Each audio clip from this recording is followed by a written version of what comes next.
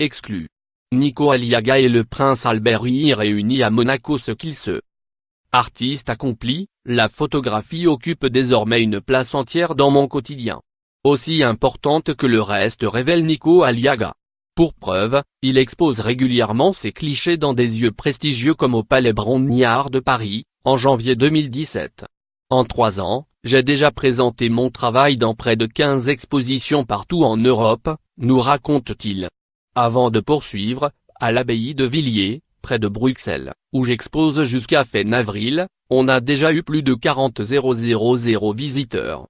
Reconnu par ses pairs, son talent est tel qu'il était, ce jeudi 5 avril, l'invité d'honneur du premier événement culturel monégasque dédié à la photographie Photo Monaco.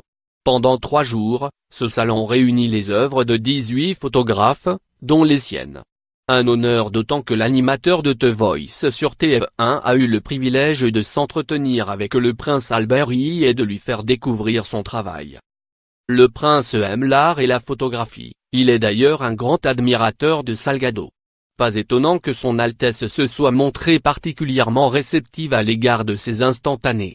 Il s'est intéressé aux femmes du Sri Lanka que j'ai photographiées. Les cueilleuses de feuilles de thé qui travaillent dans des conditions très difficiles pour quelques dollars par jour, nous révèle l'animateur, qui lui a ensuite confié son admiration pour celles et ceux qui travaillent la terre, ou ceux qui vivent de la mer.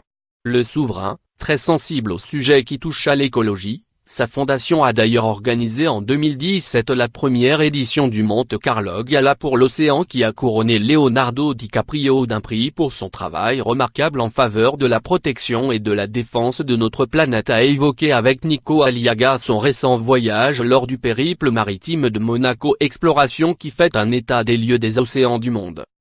La conversation a ensuite tourné autour de la notion du temps dans la photographie, de la révélation, de la résistance au temps d'une image. C'était un moment chaleureux et passionnant, d'autant que sa qualité d'écoute et le choix de ses mots m'ont impressionné. Définitivement, ce n'était pas une visite de courtoisie mais un véritable intérêt de sa part, a conclu le photographe. La gala.